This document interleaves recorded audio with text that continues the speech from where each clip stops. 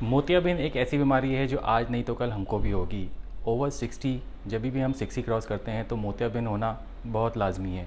हमारा natural lens ख़राब हो जाता है, जिसके बदले में सर्जन उस पुराने लेंस को निकाल के नया लेंस डाल देते हैं। मोतियाबिंद के ऑपरेशन के पहले आपको किन बातों का ध्यान रखना है, मैं आपको आज 5 ऐसे टिप्स बताऊंगा जिनसे आप अगर इन बातों का ध्यान रखेंगे तो मोतियाबिंद का ऑपरेशन आपका बहुत सफल रहेगा। आपने डॉक्टर को दिखा लिया है, आपके डॉक्टर ने आपका पूरा एग्जामिनेशन करके आपको मोतियाबिंद का ऑपरेशन एडवाइस कर दिया है, प्रिस्क्रिप्शन पे लिख के दे दिया है। अब आपका डॉक्टर अपना पूरा एफर्ट लगा देगा, अच्छे से अच्छा लेंस, अच्छे से अच्छी टेक्निक, बहुत सावधानी बरतेगा। लेकिन आप क्या करेंगे? आपको कुछ तो करना पड़ेगा अपनी सावधानी के लिए। इसलिए आज मैं आपको कुछ ऐसी टिप्स बताऊंगा जो आपके डॉक्टर्स के साथ आप भी अगर उन सावधानियों का ध्यान रखेंगे तो मोतियाबिंद का ऑपरेशन सफल रहेगा। आपको अपने डॉक्टर से कुछ 1-2 सवाल पूछने हैं जिनसे आपकी जानकारी में रहेगा कि कौन सा ऑपरेशन हो रहा है, किस तरीके का ऑपरेशन हो रहा है, कौन सा लेंस चल रहा है। अगर आप इन बातों का ध्यान रखेंगे तो आपकी रोशनी अच्छी आएगी। वीडियो शुरू करने से पहले अगर आप चैनल पर नए हैं तो चैनल को लाइक कीजिए, सब्सक्राइब कीजिए और शेयर कीजिए ताकि सारी इन्फॉर्मेटिव वीडियो सबसे पहले आपके पास आ सकें। तो चलिए शुरू करते हैं। तो टिप नंबर 1, सबसे पहले आपको ये पता होना चाहिए कि आपकी कौन सी आँख की सर्जरी हो रही है। देखिए होता क्या है कि जनरली कैटरैक्ट हमारी दोनों आँखों में एक साथ होता है। किसी आँख में, एक आँख में कम होता है, एक आँख में ज़्यादा होता है, पर होता दोनों में साथ है। अब जनरली सर्जन क्या करते हैं, जिस आँख में आपका कैटरैक्ट सबसे ज़्यादा है उसको पहले ऑपरेट करना पसंद करते हैं, क्योंकि जब ख़राब वाली आँख में रोशनी आती है तो पेशेंट को ज़्यादा अच्छा लगता है। एक आँख के ऑपरेशन के बाद करीब 1 से 2 हफ्ते के बाद दूसरी आँख को किया जाता है, यही सही मेथड है। लेकिन कुछ सर्जन ऐसे भी हैं जो दोनों आँखों की सर्जरी सेम डे करना पसंद करते हैं, जो कि ठीक नहीं है। देखिए अगर हम दोनों आँखों की सर्जरी सेम डे कराएंगे, भगवान ना करे अगर आपकी आँख में कोई इन्फेक्शन हो जाता है तो वो दोनों आँखों में एक साथ हो जाएगा। इसलिए हम हमेशा यही प्रेफर करते हैं कि आपकी आँख की सर्जरी एक आँख की पहले कराई जाए, दूसरी आँख की करीब 1 से 2 हफ्ते बाद कराई जाए। इसमें रिस्क के चांसेस थोड़े कम हो जाते हैं। तो आपको ध्यान रखना है ये है कि आपको अपने डॉक्टर से कंसल्टेशन चैम्बर के बाहर निकलने से पहले ये कंफर्म कर लेना है कि कौन सी आँख पहले की जा रही है और क्या एक बारी में एक ही आँख हो रही है। ऐसा तो नहीं है कि आपके सर्जन सेम डे में दोनों आँख कर रहे हैं। आपने उनसे अपनी आई कंफर्म करनी है, दूसरा एक दिन में एक ही आँख करने के लिए बोलना है। टिप नंबर 2, देखिए अगर किसी पेशेंट को ड्राई आई है, सबसे पहले आपको अपने डॉक्टर से ये पूछना है कि कहीं उन्हें आपको ड्राई आई तो नहीं है। अगर आपको ड्राई आई है तो आपको ऑपरेशन थोड़े दिन के लिए टाल देना चाहिए, पहले ड्राई आई का ट्रीटमेंट करना चाहिए। आइए समझ लेते हैं ड्राई आई क्या होता है। ड्राई आई का मतलब ये है कि आपकी आँख, जितना आंसू आपकी आंख को नॉर्मली बनाना चाहिए या जो अच्छी क्वालिटी वाला आंसू आपकी आंख को बनाना चाहिए वो नहीं बना पा रही है। इससे ये होता है कि कम आंसू के कारण हमारी कॉर्निया की ऊपरी लेयर, जिसको हम इपिथीलियम बोलते हैं, वो सूखने लगती है। अगर इपिथीलियम सूखेगी तो आई में प्रॉब्लम होगी। ये इसी तरह है कि अगर आपके पास एक टॉर्च है और टॉर्च के ऊपर का शीशा अगर वो ख़राब है तो अंदर से रोशनी बाहर नहीं जा पाएगी। इसलिए अगर किसी पेशेंट को ड्राई आई है तो ड्राई आई के कारण कि आँख की पुतली सूखती है, सूखने के कारण विजन कम आने के चांसेस होते हैं। तो अगर आपको ड्राई आई की प्रॉब्लम है तो आपको पहले ड्राई आई का ट्रीटमेंट कराना चाहिए। एक सर्वे के अनुसार 65 साल की उम्र के लोगों में करीब 30% तक लोगों की आंखें ड्राई होती हैं, उसमें आंसू अच्छी तरीके से नहीं बन पाते हैं। तो ये आपको पता करना बहुत ज़रूरी है। अब ये देख लेते हैं कि ड्राई आई किस तरह ऑपरेशन को ख़राब करती है। इसको हमने 3 भागों में बांट दिया है। लेंस की जांच, आपकी कैटरेक्ट सर्जरी से पहले सर्जन आपकी लेंस की कई जांच करेंगे, आंखों की कई जांच करेंगे, जिसमें एक बहुत इंपॉर्टेंट है IOL की जांच, जिसको हम इंट्राओकुलर लेंस कहते हैं। इस जांच में अगर आपकी कॉर्निया ड्राई होगी तो मशीन आपकी आंख की सही से जांच नहीं कर पाएगी। अल्ट्रावेव जो लाइट्स हैं वो आपकी कॉर्निया के थ्रू आंख में नहीं जा पाएंगी।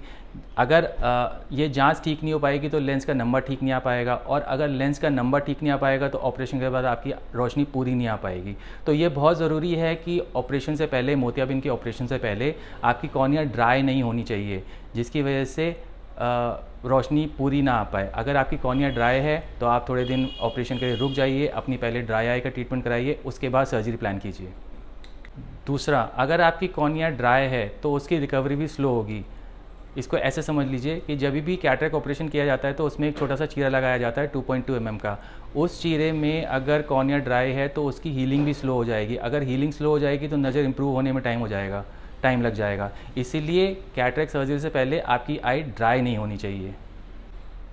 तीसरा, अगर आपकी कॉर्निया ड्राई है तो आपकी विजन क्लियर नहीं हो पाएगी। आप खुद समझ लीजिए, अगर कोई चीज़ सूख रही है तो वो उसकी विजन ख़राब कर देती है। अगर कॉर्निया, जो कॉर्निया की ऊपरी लेयर है जिसको हम एपिथेलियम बोलते हैं, अगर वो सूखी होगी तो पेशेंट साफ़ नहीं देख पाएगा। तो इसका सीधा सा मतलब ये है कि अगर कॉर्निया ही साफ़ नहीं है तो आप कितना भी अच्छा लेंस कॉर्निया के अंदर डाल लीजिए, आँख के अंदर डाल लीजिए, आपकी विजन क्लियर नहीं आएगी। तो निष्कर्ष ये निकलता है कि अगर आपकी आई ड्राई है तो उसमें अभी ऑपरेशन के लिए थोड़ा वेट करना चाहिए। कभी कभी आपने भी ध्यान दिया होगा कि बड़े बुजुर्गों की जो आईलिड होती है उसमें डैंड्रफ जैसा हो जाता है, जिसको हम ब्लेफराइटिस बोलते हैं। ये एक बहुत बड़ा कारण बन सकता है आपकी आंख में ऑपरेशन के बाद इन्फेक्शन का, क्योंकि अगर कोई भी बैक्टीरिया या कोई भी डिपॉजिट आपकी आंख में होगा और आपकी आंख अभी हाल फिलहाल में बनी होगी, वो सारा आंख के अंदर जाएगा। देखिए, कोई भी ऑपरेशन हो उसमें छोटा सा इंसीजन तो लगता ही है। अगर ये बैक्टीरिया उस इंसीजन के रास्ते आंख में चला जाएगा तो बहुत बड़ी प्रॉब्लम हो सकती है। एक बहुत कॉमन इन्फेक्शन होता है जिसको हम एंडोफ्थल्माइटिस बोलते हैं, आई का सबसे कॉमन इन्फेक्शन और सबसे डरावना इन्फेक्शन। हालांकि वो 1000 में से एक मरीज़ में होता है, लेकिन फिर भी हमको उसको ध्यान में रखते हुए सारी चीज़ें करनी हैं। अगर आप अपने डॉक्टर के पास जा रहे हैं तो आपको ड्राई आई के साथ अपने डॉक्टर से ये भी पूछना है कहीं उनको ब्लेफराइटिस तो नहीं है। अगर ब्लेफराइटिस है तो पहले आपको ब्लेफराइटिस का ट्रीटमेंट कराना है, और ये सारे ट्रीटमेंट बहुत आसान होते हैं, थोड़े से दिन में ही ट्रीट हो जाते हैं। लेकिन अगर आपको पता है कि आँख में आपकी ब्लेफराइटिस है या ऐसे कोई इन्फेक्शन वाली चीज़ है, तो उसके साथ आप अपनी आँख को ना बनवाएं, क्योंकि ऐसे में आपकी आँख में इन्फेक्शन हो सकता है और आपकी आँख भी जा सकती है। नंबर 4, देखिए, आपको कैटरेक्ट सर्जरी करानी है। कैटरेक्ट सर्जरी बड़ी मैंडेटरी है। अगर किसी को कैटरेक्ट हो गया है तो उसको कराना ही पड़ता है। ऐसा नहीं है कि आप किसी एक्सरसाइज से या किसी दवाई से कैटरेक्ट को ख़त्म कर लेंगे, ऐसा बिल्कुल नहीं है। अगर आपकी आंख में कैटरेक्ट है तो आपको सर्जरी करानी पड़ेगी। थोड़ा सा समझ लेते हैं कैटरेक्ट होता क्या है फिर से। हमारी आँख का जो नेचुरल लेंस होता है वो उम्र के साथ ख़राब हो जाता है, सफ़ेद पड़ जाता है। हम फेको एमल्सिफिकेशन, जो सबसे लेटेस्ट टेक्निक है, उसकी मदद से पुराने लेंस को गलाकर बाहर निकाल लेते हैं तथा उसमें एक नया आर्टिफिशियल लेंस डाल देते हैं, जिसको हम बोलते हैं कैटरेक्ट सर्जरी का ऑपरेशन हो गया। अब आपको अपनी ज़रूरत के हिसाब से, जैसे हमने पहले भी वीडियो बनाया था उसमें हमने ये बताया था कि आपको अपनी ज़रूरत के हिसाब से चश्मे बनाने चाहिए, उसी तरह आपको अपनी ज़रूरत के हिसाब से आँख में लेंस भी डलवाना चाहिए। फॉर एग्ज़ाम्पल, अगर आप बिल्कुल फुल टाइम वर्किंग हैं, आपका ऑफिस में काम है, सपोज़ आप बैंकर हैं, अगर आपको बैंक में काम कर रहे हैं, आपको नियर का भी देखना है, आपको डिस्टेंस का भी देखना है, तो उस केस में आपको मल्टीफोकल लेंस डलाना चाहिए, जिसमें आप दूर भी देख पाएँ, आपका टेबल पे रखा हुआ भी देख पाएँ, और एक इंटरमीडिएट डिस्टेंस जो लैपटॉप या कंप्यूटर का होता है वो भी देख पाएँ। तो उसमें आपको मल्टीफोकल आईओएल के लिए जाना चाहिए। वहीं दूसरी तरफ, अगर आप हाउसवाइफ हैं, आपको घर पे ही रहना होता है, ज़्यादा कुछ पढ़ने का काम नहीं होता है, टीवी वगैरह ही देखना है, तो उस केस में आप मोनोफोकल लेंस, जो सिंगल विजन हम जिसको कहते हैं, वो डला सकते हैं। क्योंकि अगर आप अपनी ज़रूरत के हिसाब से लेंस नहीं डलाएंगे तो फिर आपको कोई फ़ायदा नहीं आएगा। देखिए, आँख का ऑपरेशन या जिसको हम कहते हैं लेंस डलवाना, वो ज़िंदगी में एक ही बार होता है। एक बार लेंस डलवाने के बाद दोबारा उसको चेंज नहीं करा जाता है। तो लेंस चूज़ करने से पहले आपको बहुत ज़्यादा ध्यान रखना है, अपनी ज़रूरत के हिसाब से लेंस डिसाइड करना है और अपने डॉक्टर से डिस्कस करना है। वो भी बताएंगे आपको क्या चाहिए, लेकिन अगर आप उनको अपनी ज़रूरत के हिसाब से अपनी ज़रूरत बताएंगे तो वो ज़्यादा तरीके से, सही तरीके से आपको गाइड कर पाएंगे और आपके काम के हिसाब से आपको लेंस एडवाइस कर पाएंगे। नंबर 5, आँख हमारी बहुत छोटी सी है लेकिन उस पर बीमारियाँ बहुत सारी होती हैं। कैटरेक्ट एक ऐसी कॉमन प्रॉब्लम है जो उम्र के साथ सबको आती है, लेकिन कभी कभी कैटरेक्ट के साथ भी और कई प्रॉब्लम्स होती हैं हमारी आँख में, जिनको हमें साथ में कंसिडर करना चाहिए। जब भी आप अपने डॉक्टर से डिस्कस कर रहे हैं उनके चैम्बर में बैठ के, तो आपको उनसे सारी बातों की डिटेल पता करनी चाहिए। कहने का मतलब ये है कि कैटरेक्ट के साथ साथ कुछ और बीमारियां भी हैं, जैसे कैटरेक्ट के साथ साथ आपको ग्लोकोमा भी हो सकता है, कैटरेक्ट के साथ आपको रेटिना डिटैचमेंट भी हो सकता है, कैटरेक्ट के साथ साथ आपको यूवीआइटिस भी हो सकता है, कैटरेक्ट के साथ साथ आपको केराटोकोनस भी हो सकता है। आपको अपने डॉक्टर से पूछना है कि मुझे क्या इन सारी बीमारियों, कैटरेक्ट के साथ इनमें से कोई बीमारी तो नहीं है। ये मैं इसलिए बोल रहा हूँ कि हम जनरली कैटरेक्ट सर्जरी की बात करते हैं, लेकिन कभी कभी क्या होता है कि कैटरेक्ट, अगर आंख में सिर्फ कैटरेक्ट है तो उसके रिज़ल्ट बहुत अच्छे आते हैं, बहुत जल्दी आते हैं। लेकिन अगर कैटरेक्ट के साथ साथ इनमें से कोई भी बीमारी आपको है, इनमें से कोई भी आंख की प्रॉब्लम आपको है, तो उसमें उसका हीलिंग प्रोसेस स्लो हो जाएगा।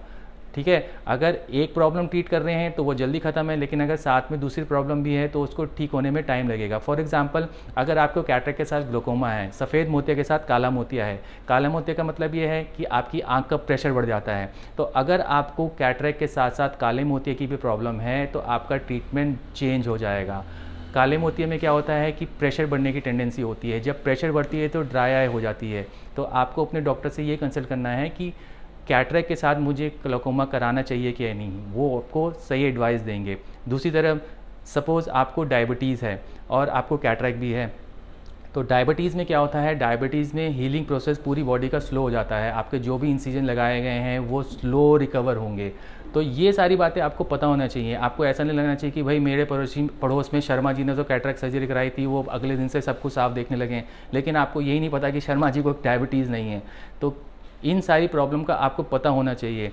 लेट्स से आपको कैटरेक्ट के साथ साथ आपका रेटिना भी डिटैच है, मतलब आपका पर्दा भी उखड़ा हुआ है, तब आपका हीलिंग प्रोसेस बिल्कुल फ़र्क हो जाएगा। तब आपके कैटरेक्ट के साथ साथ रेटिना डिटैचमेंट की सर्जरी होगी। हो सकता है रेटिना डिटैचमेंट करते करते आपकी आंख में ऑयल भी डालना पड़े, हो सकता है रेटिना डिटैचमेंट की सर्जरी करते हुए आपकी आंख में एयर डालना पड़े।